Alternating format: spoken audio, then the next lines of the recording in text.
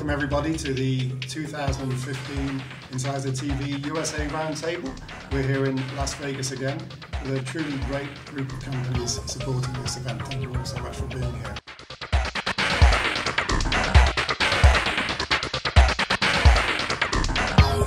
I'm Bill Morelli with IHS. I'm the research director in charge of the Connectivity and Internet of Things research teams. Roberto Aiello, I'm with Itron. I'm responsible for new business and new models. I'm Paul Russell from Frontline Test Equipment. I'm responsible for test services within the business, VP of Engineering for Services. I'm Ron Slidey. I'm Senior Vice President and General Manager of Connectivity Products Business Unit at Laird. Mick Conley, Development Manager with UL, responsible for certification interoperability programs for new technology. Adam Osborne, Next Gen Technology, Marketing and Business Development. I'm Chris Borison, Product Marketing Team of Nest Labs, and also President of the Thread Group. Emmanuel François, France. I'm working for Enocean Alliance and in charge of business development for Europe. Bill, perhaps you'd like to kick off the discussion today. Absolutely. So since we'll be discussing Internet of Things today, I thought it might be useful just for a quick level set, just to make sure we're all in agreement on what IoT is. It does seem to be the big theme of the show at CES this year. But there's a lot of confusion when I talk to folks a lot of times about, because they talk about IoT like it's a single entity. It's not a single technology, it's not really a single product. It's really, from our perspective, about embedding intelligence and connectivity into devices to allow communication, potentially allow some degree of intelligence at the edge of the network. And this is intended to make things more convenient for consumers, but then when you get into industrial and enterprise, really to increase productivity and efficiency and have a direct impact on ROI. So would everyone be in general agreement that's a reasonable starting definition for IoT? Yes, Yep, absolutely. Okay. So given that and the discussion at this year's show, which vertical markets do you think will see the most rapid adoption of IoT technologies? We're looking at industrial, we're looking at consumer, potentially medical, automotive, etc. I'd be interested in the views from the panel. I'd actually throw another one in there, kind of combining two of those. Consumer packaging is sort of there now in the industrial, for asset tracking and asset management. But I think consumer is going to see the largest uptick. Maybe others can comment, but maybe down the road, 3 to 5 years, medical will be, kind of the marquee Internet of Things. So to me, it goes packaging, which gets us into industrial quickly, consumer, that's being worked on now by a number of companies, and then into medical.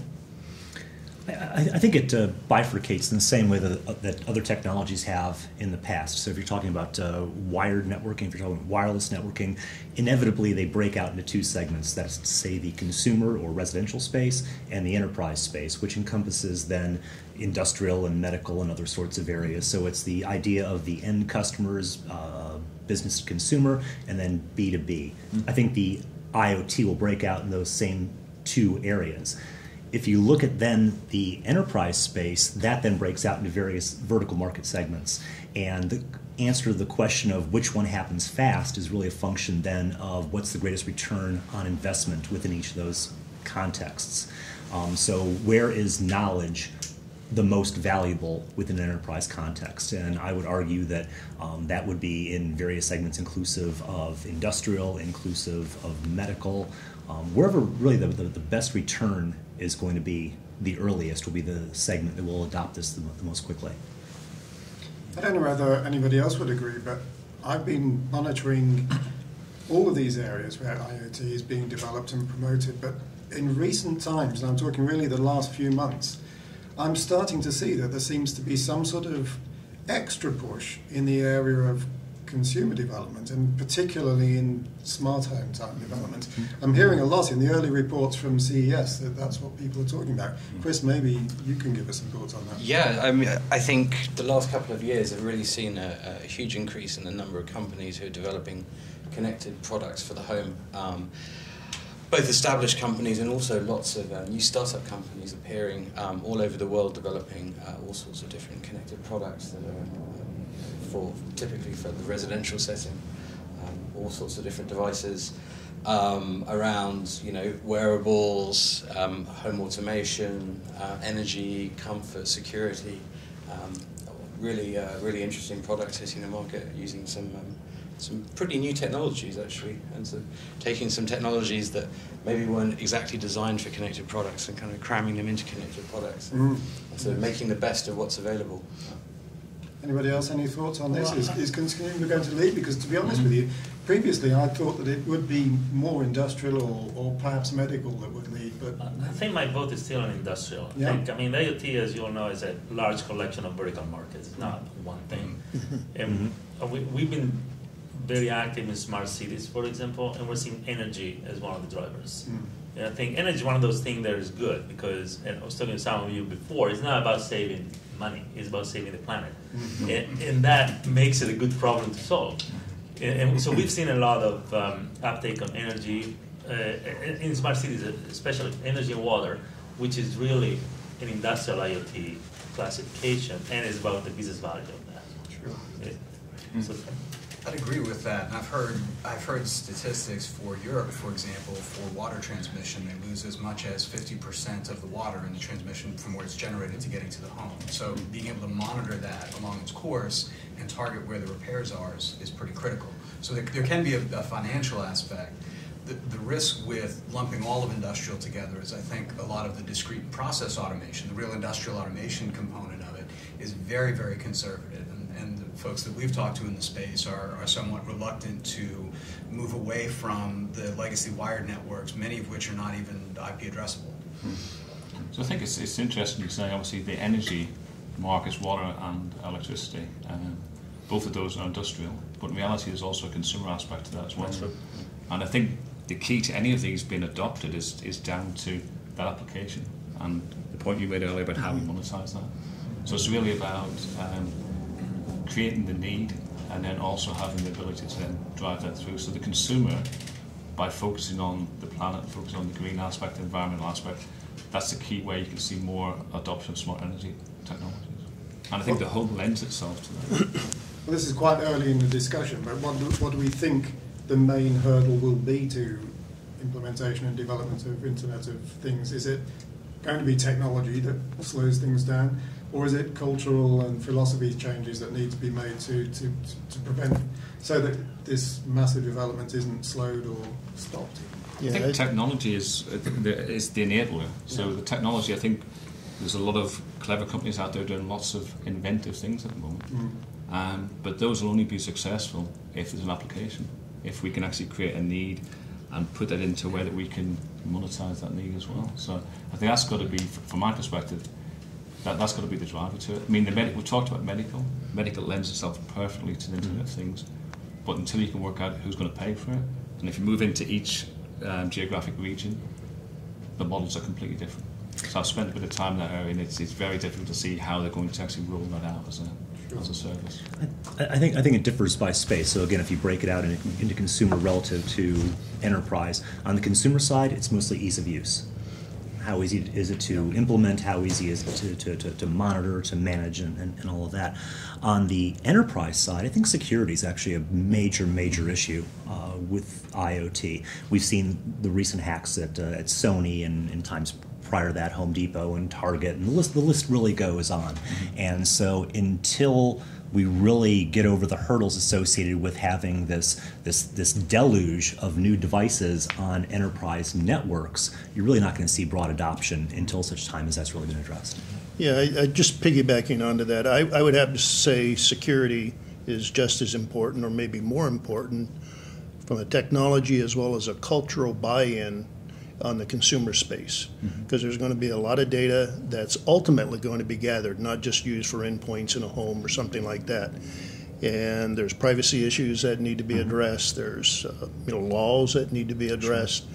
And so I think from a technology sense, security is probably one of the higher hurdles to overcome. And in an enterprise context, it's not just security, but it's scalable security. The idea of having, again, thousands, tens of thousands, millions of devices on the network and being able to authenticate and encrypt all of that traffic. It's not just security, it's being able to do it on a really global basis. But it's also ownership of all of that data as well, isn't it? And there's got to be a whole new set of agreements about who owns the data that's collected at each stage and what can be done with it.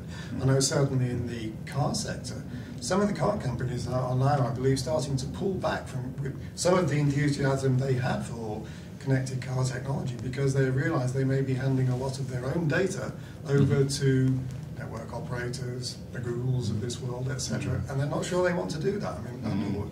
I think that's right. We're also seeing, some reticence in terms of the use of the data that's being gathered. One of the things that seems to be a driving force with a lot of adoption of the new technology is what utility is it eventually going to provide. One of the real sort of headline features for gathering of data, for instance, is metering of road usage and also driving styles for insurance. So insurance models will tend to highlight and get a lot of people quite excited in some ways and nervous in others, depending on the driving styles, I think. From a lot of consumers' perspectives, there's fear there. But people have said when it comes down to insurance models, certainly in the UK at the moment, if you want to insure a young driver, it's incredibly expensive. I mean, you're looking at thousands and thousands of pounds a year. Whereas a usage-based model may enable the young drivers to both drive safely. There's an encouragement to do that, and also produce an insurance model which is more economical, more affordable. Certainly for the young people. But I think we need to separate security and privacy. Because security in the sense that if you have a network, street lights, you don't want anybody to go turn on and off. But privacy, I think, is different because I know that everybody is concerned about privacy. I mean, iTron is really concerned about privacy because our customers are. It turns out, in my opinion, is I think if you look at innovation in the past, it's always been driven by availability of data. And so, in a way, if we constrain the availability of data, we also reduce possibility of innovation. Like YouTube is successful because everybody posts everything out there, as an example. So I think for me, it's a little bit of this kind of challenge. I think there's a trade-off, and I think consumers, depending on their age, are somewhat more willing to trade off some amount of privacy and share more information in exchange for more convenience, more tailored services. I think we're going to see this tested extensively with automotive. That seems to be one of the markets that is moving a little bit more quickly, I think, than smart home for a variety of reasons. ROI. ROI is a big piece of it. I think the LTE networks are finally at a point where you can really get a meaningful experience with the car. The carriers are all very interested in driving infotainment as a revenue model. The car manufacturers, obviously, the telematics data is a pretty key component. So yeah, absolutely. There's a whole host of ROI associated with it. But I think that's where we're going to see this. We're going to see a lot of different models in the next few years testing how much of your privacy are you willing to trade off. If I can share information on where my vehicle is, how fast it's moving, what my regular routes are, can I get better directions on how to get to my office without sitting in traffic 40 minutes Lower insurance rates. Right. So, there's that will be the piece that I'll be interested in seeing in the next couple of years. I don't know if you're... Well, I think that in terms of the automotive sector, you've got to remember that there are consumer-focused or consumer-orientated products, for instance, insurance or locating parking or fuel. But also there is a market for anonymized data on a far wider level, and that will drive smart cities, for instance. Better routing of traffic, avoiding congestion, and that's macro data. That's not data that needs to be personalized in that way. So we've got different layers of services that are being built. So I'm looking forward to see the first entity in the world. It can be a city, an insurance, a state, and even a huge community like a European community, which will make the car mandatory, the connected car. There are so many advantages to make it mandatory that I think it will come sooner than we expect. But who's the main advantage for? Is it for the entity or is it for the consumer? Both. It's a huge advantage in terms of efficiency, efficiency for the traffic, efficiency for the pollution, efficiency of also traffic and parking. It's a huge efficiency also in terms of speeding, and it's a huge advantage in terms of security. So when you speak about security, it's also the user. So I think the major disadvantage is privacy. Everybody will, but I think we will think of something which will make it happen so that the guy can always say, if I don't want to be connected, I can. Something like that. That's one of the challenges, because we are seeing those mandates start to appear. So Brazil has one, Russia has one, the EU is now mandating connectivity in new vehicles.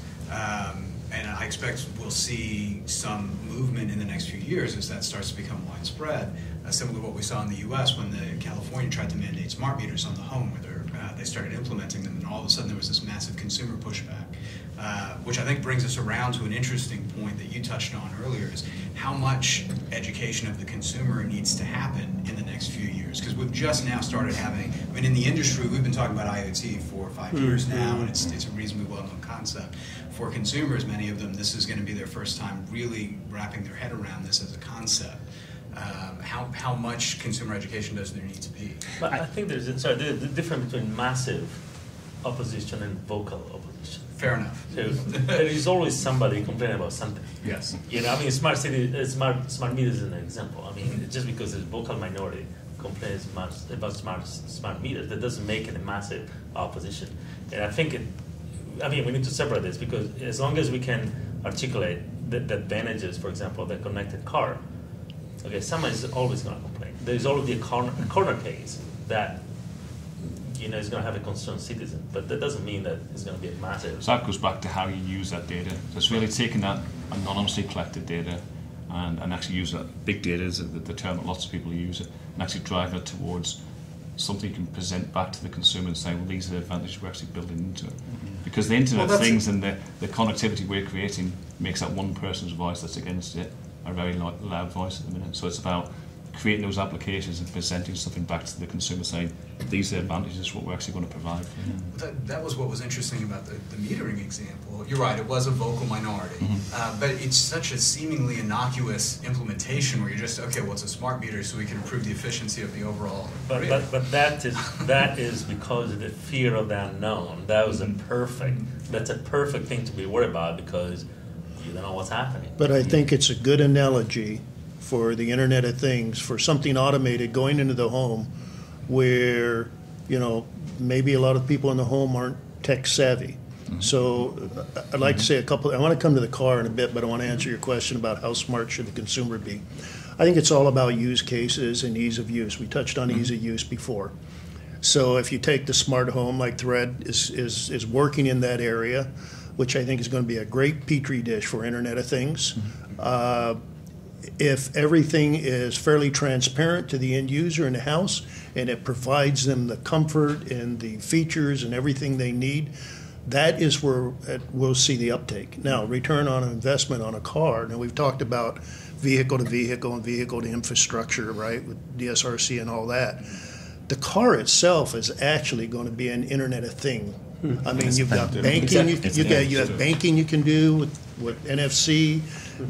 You're going to ultimately, other than infotainment, you're going to have the ability to get vital signs as you're going off to your care provider. Maybe you're grabbing the steering wheel and it's getting your pulse and your perspiration and samples. So I've seen presentations from 2 major automakers that are doing planning in that area. So yes, that's something that's going to get a big bang, and everybody needs a car. So we'll ultimately have them. So but I still think it's home. But who's going to be the main drivers in making all this happen? Is it going to be the telcos? Is it going to be government-driven? Is it going to be individual electronics companies, or who's going to make it? I think it's for-profit businesses. Yeah. And again, and at the risk of sounding like a Philistine, it really is follow the money. Follow the money, and that's going to guide then the leading applications for all this. And so to use a couple of examples that we've talked about already. So if your insurance is thousands of dollars without IoT, and with IoT telemetry from the vehicle, now your insurance is hundreds of dollars if you're, say, a 22-year-old male driving in the United States. That's an obvious choice. The mandate in California, I think, is the exception that proves the rule. When the government mandates that there's smart metering in the home and the return on investment there is not thousands of dollars or hundreds of dollars, it's tens of dollars over the course of a year. No one cares, and people object to that. So as Scott McNeely at Sun Microsystems years ago said, you have no privacy, get over it. Once having gotten over that, what do you get in return? And the return then is that can be monetized. And we're already seeing the emerging applications in the insurance space, in automotive, that are starting. And I think if you go beyond that into medical, as we talked about before, now you're not talking about dollars, you're talking about your life. You're talking about years of longevity based upon giving up some level of privacy, telemetry, blood pressure, blood sugar, what have you. In return, you get longevity. That's something people will Yeah, I'm adopt. not sure my wife would agree with Scott, and my wife was, and she represents a lot of people in the smart home that's going to make decisions. She was one of the minority voices that did not want an automated meter. So, I mean, we have to contend with that demographics. It's marketplace. generational. It's generational. Yeah. Well, it's not. It is generational, yes, but there's other aspects, isn't there? Because it's not going to take long before the consumer realizes that he may have saved a few dollars on his car insurance by using an IoT system, but his car is then constantly being monitored. And how far down the line is it before it's made the case that you can be tracked every time you're speeding? So there's like a meter running, and every time you go over a speed limit, an amount of money gets taken out of your bank account because governments will realise this is an opportunity to get revenue that way.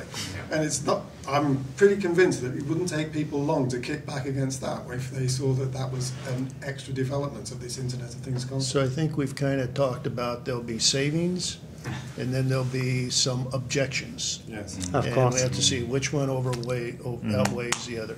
Well, I think the backdrop to this is, in the U.S. in particular, over the last 18 months or so, sadly, consumers have become very familiar with the concept of metadata and what the government can collect off of your smartphone. Right. Now, if you start talking about what the government can collect without your even knowing or being aware, of your car and your home and your wearables, that starts to become a genuinely, a little bit more frightening concept. So I think there's some concern there that's the technology may be put in place with the best of intentions, but now that it's in place, it may be used for maybe not the best of intentions. But I don't think you can have one without the other. I mean, for example, let's say take Google Maps, for example. Mm-hmm. So you know the traffic because they track your GPS and they track everybody's GPS. But we could not have good traffic information without taking that sensor data. Yeah. Or if you look at energy consumption, we can't really save energy if we don't measure energy and if we aggregate somehow and make it available. So you can't really, there's not a distinction where you can solve that problem another way.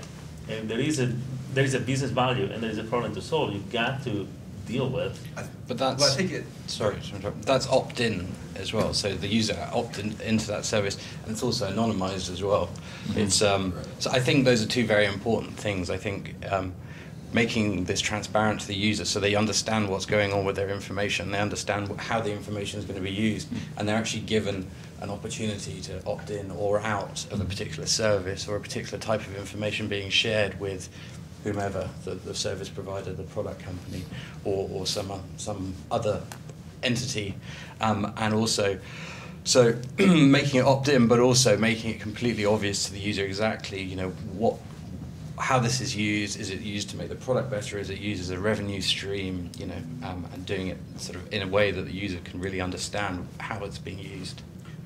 I think there is also going to be moving forward a need for better government guidelines and regulations and laws around what data can be accessed by what government entities under what circumstances. And companies aren't, that way you're confident that if you're sharing your data, you've opted in to share your data with Google, that Google is going to hold that data fast unless X, Y, and Z conditions are met. Yeah. Yeah, I mean, it's a wider debate that's going on right now. This isn't just Internet of Things. This is about all of our privacy on the internet and so on. And you know, whether that's going to be resolved by Washington, you know, or you know, European governments and directives is debatable. I think at the end of the day, users will decide based upon the utility that they get from, you know, offering that data up. Yeah, there are examples right, left, and centre. We can see where. You know, effectively we're giving up data that might be used in ways that you know we wouldn't otherwise desire. But that's, you know, the user will make a decision based upon the overall utility they're getting, not, you know, not the sort of, if I can say, the boundary conditions or the worst case scenarios. We still have, you know, with NSA monitoring, if that's going on, well, we know it is. You know, the conditions where each of us will individually say, well, hey, you know, I'm part of a herd. I've got a, you know, group anonymity, and so really, you know, you would just say, you know, we'll stand back from that. Am I going to get, you know, the benefit from it as a consumer? If the answer is yes, well, the focus has got to be on that, those benefits. It's really about driving the benefits, and if anything, the smart meter in North America is a classic example where they focus too much on the technology aspect of it and not on, there wasn't enough benefit there for the consumer. So it's very easy for someone with a voice to talk about the issues and the concerns about having wireless devices automated in the home, collecting all this information. Because it wasn't a big win-win for the consumer, they couldn't see the win. Well, okay, but the smart meters might be a little different because actually there was a big benefit to utilities. Yeah, so yeah. It totally met that piece of the plan, right? So a similar model where I spent some time is in the medical arena. So we've got lots of devices out there. Fitbit, we all wear these devices that are collecting data on us, quantify oneself, and obviously we can use that personally. You go onto a website, you can use that individually. But as soon as you start to share it with a physician, or somebody's going to make a clinical decision upon that, you've changed the focus of the product. Yeah. So within the US, it comes under a whole regime of requirements. In Europe, it comes under even more stringent requirements on what you can do with that data, how you've got to track that data. So I think that's a good point about how we really need to start thinking about how we're going to use the data and actually produce guidelines on that data as well. Well, we've talked about medical kind of as medical, but there really are two distinct components. To get back to your point earlier, there's the consumer health and wellness piece, where you're selling devices like Fitbit. And I think that's going to grow rapidly as part of the smart home consumer ecosystem. There's the major medical piece, where these are clinical devices that are being used for medical monitoring. And frankly, from the discussions that I've had with everyone, most of the telcos and other companies are very nervous and apprehensive about getting into that space at all because of the immense liability concerns. Exactly. So I think that piece of it is actually going to move a little bit slower. I would totally agree. But the flip side to that is the data collected from the health and well-being, the fitness products, is more important to drive the other piece. Because that really backs up delivering the service, understanding what's going to happen. If you start to look at that data, analyze it, you can look to see what sort of service we need to have on board in 3, 4, 5, 6 years' time. Well, then the question becomes if the health insurance companies follow the automotive insurance model, if they see that working, then are there going to be incentives for you then to have a Fitbit to lower your health insurance rate? It follows logically. Yeah. It's still insurance. But could it be possible that there could be major kickback from consumers if the reality dawns that embracing the Internet of Things is also embracing a fast track to the Big Brother state? If there's a return on it, then you're prepared to give away. It's all about trade-offs. Yeah. You're prepared to give away that data if there's a benefit associated with that. That benefit can be lower insurance rates, health insurance, in the same vein as automotive insurance, or again, wellness, longevity. If there's a tangible, real benefit associated with it, then yes, I think people do that. Maybe I think what is very important with Internet of Things, where it is a big disruption, and we are thinking transverse, no more vertical, transverse, and the user is in the center of the world. He's deciders. The world is smart, and then you have services who are vertical. You have energy efficiency, you have health, you have security, you have mobility, you have comfort, and so on and so on and so on. And this is a link of all the services which will make the user deciding I take it or not. And that's it. That's the merging of all these services which will make happen. And the more you get services, you get benefits, as you said, the faster you will accept it. Even the data are going away. Okay. We've accepted that this is a massive opportunity with also possibly some massive considerations that consumers may not be quite so enthusiastic about. But let's move the discussion along and let's look a little bit more at the technology involved in the Internet of Things. Do we think that there's going to be any one dominant connectivity technology in the Internet of Things, or is it so broad that many different technologies will have to work alongside? This is for something for us. Everyone wants you to. Yeah. So, well, I think looking at the sort of the Internet of Things, the way I see things headed is all about basically IP communications. I think there's going to be lots of different types of technologies in all sorts of different settings, so in residential, industrial, in commercial, and light commercial. And there's not going to be one wireless network for all of those different settings, let's say, or one wired network. I think there's always going to be lots of different types of networking technologies used to connect all of these products in a LAN setting and in a WAN setting, and I think the common denominator between all the different networks, I think over time is it's all going to end up being IP-based communications. So you see IP being used over LTE today, you see it being used over Wi-Fi, over Ethernet. It's a technology. I mean, the whole internet runs over IP, right? So it's worked very well for the broad internet, the big internet, and I think it's going to be. Moore's Law has basically created a situation whereby IP can now run on inexpensive devices, battery-powered devices in the home or in a commercial setting, because things have moved on to a point that have allowed the processors and the radios to be at a price point and a power consumption profile whereby it's completely possible to use IP everywhere. And just to be a little geeky about it too, it's IP, but it's also IPv6. Right. Yeah, absolutely. And IPv6 has been around for more than a decade, but no one's really bothered to adopt it. I think the Internet of Things is finally the application that forces that actually to occur. So the future of all of these connectivity technologies is based on how well they embrace IPv6. Well, I think force is a good word because, the plethora of devices we're going to have out there and the volume of them is just going to demand more addressing space. And I agree with Chris. It's going to be IP-based. I think there's room for a lot of the technologies, the legacy technologies that are out there, because there's, as you mentioned, there's a lot of different verticals. And some of them are going to be maybe just very Bluetooth-centric or something. But we need more addressing space, and I know we need more capacity.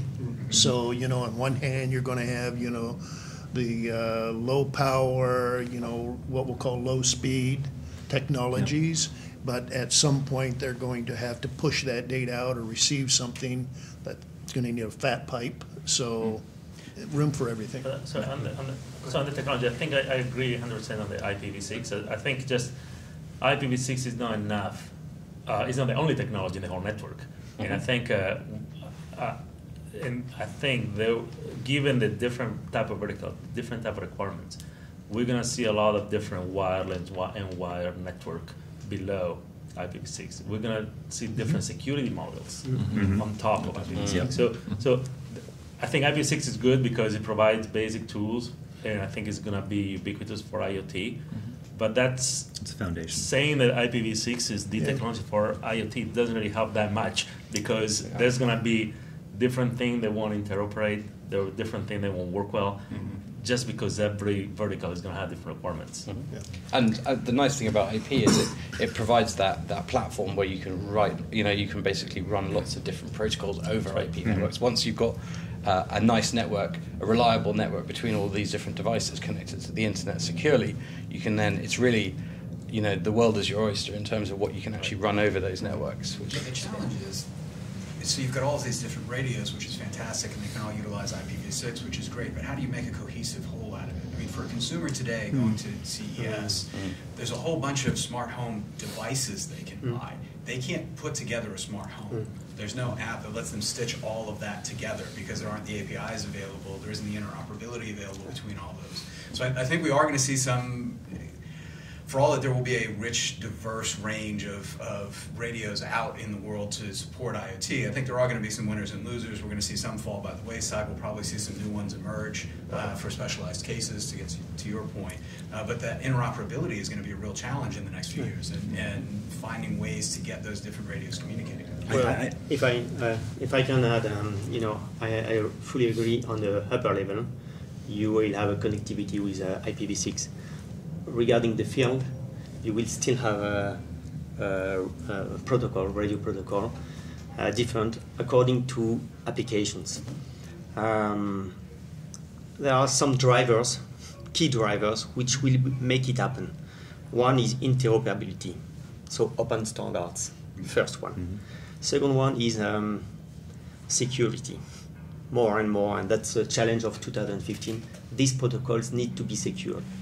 The third one is, in some cases, energy harvesting. So you will not have a massive deployment of Internet of Things with batteries. It's just impossible, impossible. So energy harvesting is a point. And then the fourth one, which is also important because you have the past, is ecosystem.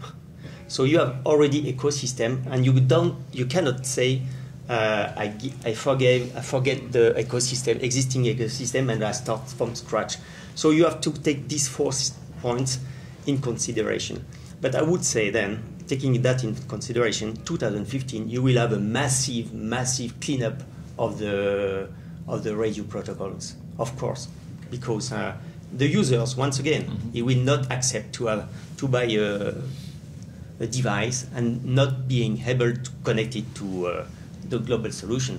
And when I say device, it's not only a device you buy to Walmart.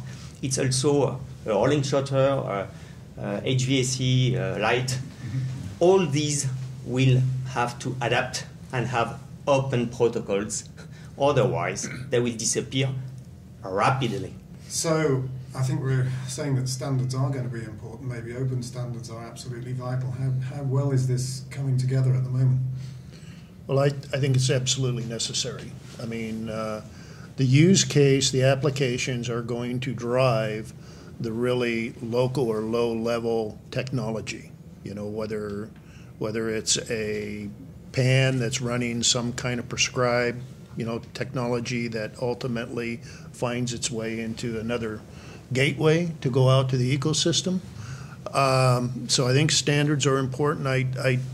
There is a little bit of stuff going on now within Internet of Things. We have Thread, we have OIC, we have Allseen, we have a number of people, but some of them really are kind of getting their own focus, and I think you'll see them come back together in a product setting, or maybe some of them may merge.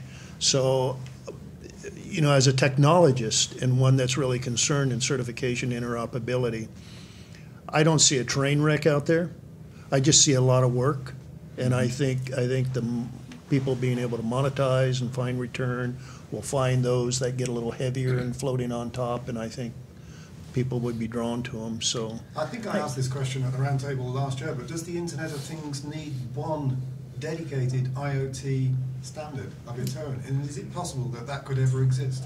I think you have to break it out into domains and areas. And so we've got personal areas, local areas, wide areas. And within each of those contexts, standards have taken root. Interoperability is expected. Bluetooth, Wi-Fi, LTE.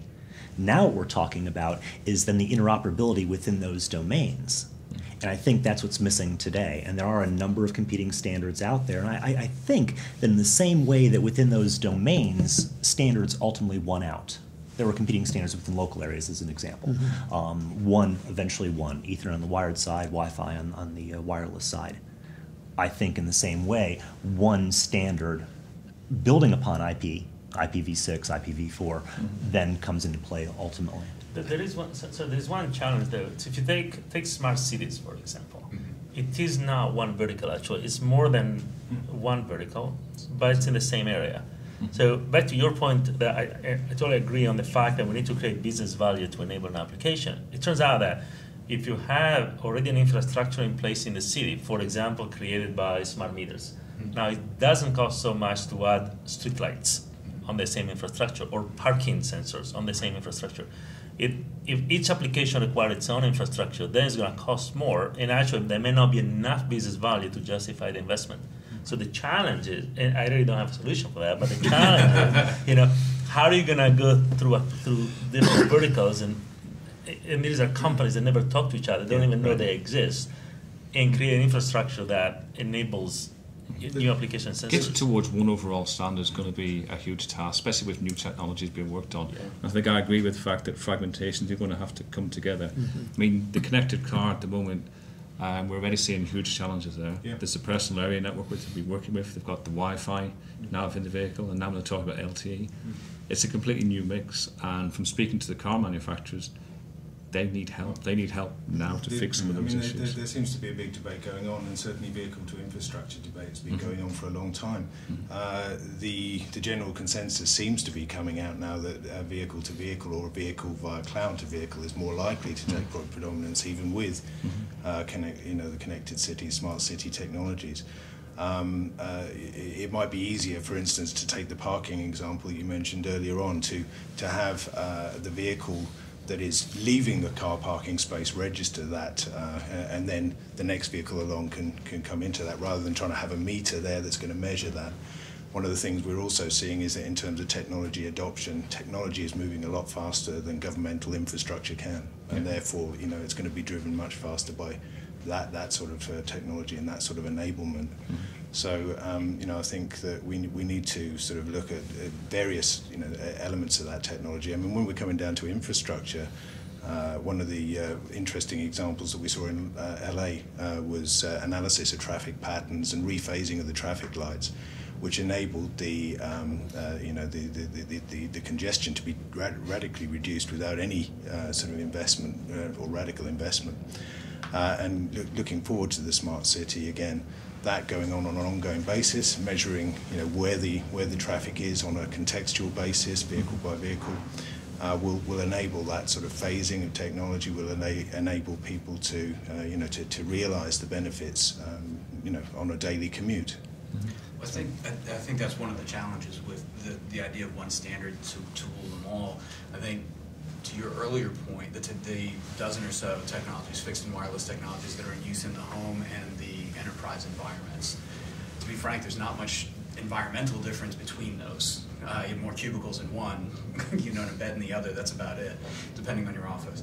But now that we're starting to get into this world of Internet of Things, and I think to your point, smart cities is one good example. I think the industrial automation is another, where it's a completely different kind of environments, and the same PAN and LAN technologies that will work in a home and an enterprise environment absolutely won't work, or aren't good enough, or aren't robust enough in some of those new environments. So that's why I think interoperability is key, standards are key, but we are going to see many different standards, and it is going to be based on what's the use case, what's the environment that technology is operating in. Chris, Thread's one of the relatively new players in this sector, but does Thread have an ambition to become a dominant standard in the Internet of Things?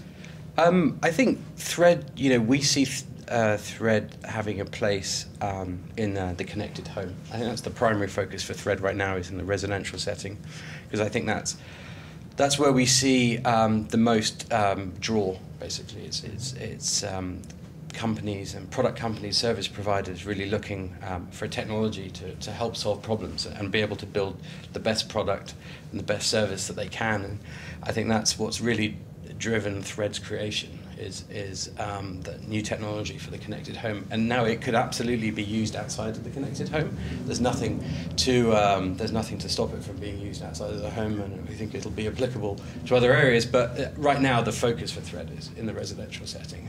Okay. I think one of the comments that was made earlier was that the smart home is going to be kind of the petri dish for IoT in the next few years. And I would add automotive to that. Yeah. Personally, but I like the example, I like the idea of it, because I think that is exactly what we'll see. We're going to see some standards that are being tested. We'll see different ways of making devices interoperable within those, and how compatible certain technologies are. But from my view, that's certainly what we'll see in the next 3 to 5 years. I think it's sorry. No.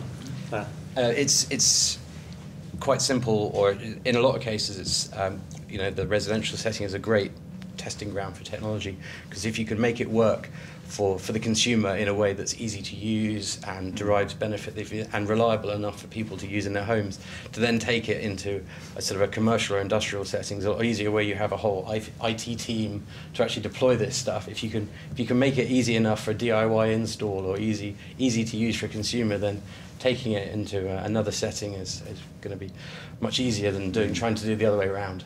It's certainly the route that we saw with smartphones and tablets. Sure. Yeah, Exactly. yeah. If I can add, so I fully agree with what you're saying, and I believe in the future of thread. Thanks. Completed by an ocean technology, of course. Harvesting technology. As energy harvesting, yes. What I want to add, I think it's also quite important, because you came on this market as new player, and you are IT player. And we have on the other side old player, but they are not so old. And they made huge investment, huge choice on other technologies. And I think 2015 will be once again a massive challenge for all these big players who are world leader. What will it's a big, I would say, I don't making a jeu de mots, but thread is in this case a threat. Thread is a threat. How would you respond to that? I think a lot of technologies have been fielded for a long time, and I think Thread today runs over 15.4, and I think going back to my comments earlier about IP and IPv6, I definitely see that Thread is not designed to be a replacement for all sorts of other different wireless networking technologies. It's useful for specific technologies, but I see it interoperating with all sorts of other networking technologies in the future. And hopefully those networks will actually use IP. So basically lots of different IP networks, IPv6 networks in your home, all interoperating together using IP is that common convergence layer that runs across all the different networks. Well, we're starting to come towards the end of the conversation time-wise, and so Bill and I agreed that we should try and finish off by looking at some of the longer-term implications for the Internet of Things. And we've already discussed data as a concept earlier. But I think we're all agreeing that the data that is being gathered is hugely valuable one way or another. So how are we going to control the way that this data, both for non-commercial and for commercial uses, is packaged and sold properly? Well, I think we touched on a couple times about there needs to be some privacy policies, existing ones, even enhanced to add further guidance and framework to. But that's going to be handled on a country by country or even a state by state basis. Well, I think that I don't think it's universal data. It's a universal. Yes, I think it's universal. You cannot. Except if you're a communist country. I think it's the point is we don't have an entity to take on that responsibility at the moment. And it's very much driven down to the vertical sectors. And I think to make it really succeed and to make the best use of that data, we need some global guidelines. Exactly. If we can get to those global guidelines is another thing. Who's going to do it? Who's going to drive that? That's a bigger question. But Vince, are you talking about user-generated data? Because it's different, right? On the consumer side, we have user-generated data, like from the car or from the phone. On the industrial side, is data that is generated by sensors that are owned by a specific company. So that now it turns out that it's not so easy actually to correlate data from different companies and do something useful with it. In principle, like even taking, I don't know, in our world, energy energy data and water data and correlate it, well, it's not so easy. It's all ones and zeros. Just match them up. I think we can look to the governments in this area, but I think we can also look to biology. And if you think about the human brain, a product of billions of years of evolution, the most powerful tool we have is actually our ability not to remember, but to forget. to let data go. And as we now are entering into an era of big data where you're gathering terabytes of information on a minute-by-minute basis, well, we do that all the time as humans. And the way we cope with that is by hanging on to what's important and letting everything else go. And I think that's where big data has to go, is this idea of, not because of government mandates for forgetting data, but just as a practical matter, just keeping the important stuff, casting away all the other important stuff. Right now we're just gathering information, and we don't know what to do with it because there's just so much of it. The important aspect, I think, is the ability to capture the important data. It's very important. I think once again with IoT we have changed our business model, and the value was yesterday in the product, in the device, and now it is in the software, in the cloud. And people who still keep based on the product, they are old, and they are out of the market. So today you have to leave the data go, and then you have to work on new business models and catch as much as possible the data and conjunct and work it, work on it. So that's where the business is, and there is no alternative. There is a real risk of over collecting data, and then you get into the paralysis by analysis. Essentially, you have so much that you're sifting through. I think there's the real challenge is figuring out what's the outcome you're trying to achieve. What pieces of information do you need to get that, and then how long do you need to store that? Is this something that where determination can be made at the edge of the network? You can look at the data, dump it, or is this something that needs to be passed further along the line? So it's distributed. Yeah, exactly. So the distributed intelligence is really going to help with that, pushing more intelligence out to the edge of the network. So you don't, you can start making some level of decision making at the edge, and then move more important information further up the chain to make a more reasoned decision. Or if you need to store that data for historical purposes, and then how long do you need to store it? Is it a day, a week, a month, a year? Those are going to be some of the challenges, I think, especially more on the enterprise and industrial side, as they start to test this kind of brave new world. To go back to one of the earlier points, though, I think where we see today intelligence moving in non-consumer markets, it's very much driven by ROI and use case. So if they're adding connectivity and embedded intelligence into a set of devices, it's to drive a specific outcome. But that data, generally speaking, is siloed, it's kept in a specific location, it's analyzed for that specific purpose. It's not integrated with any of these other silos of data. And I think smart cities are going to be a really interesting test case for this, where you have a lot of smart systems being put in place for water, for electric, for traffic, for refuse collection. How can you integrate those for maximum value? How can you then create all of these stores of information which are useful in their own right, but then create a unique value proposition by integrating some of that data in an anonymized way, in a secure way, for the betterment of the citizens. And some is data that is useful by, in the individual data points, sometimes useful, like your own heartbeat. I mean, my own heartbeat, I think it's important to me. but my traffic location is actually only useful when I connect it with everybody else, right? So the data is valuable, it actually changes. And it still, to me, boils back to the business value, because there are not many sensors that actually have very usable and valuable data by itself. There are few of them, but not that many. What's useful more commonly is the aggregate value of a lot of data. And so we need to think, how much of this IoT is going to happen if the sensor cost is high? And like I said, it really boils down to the business value.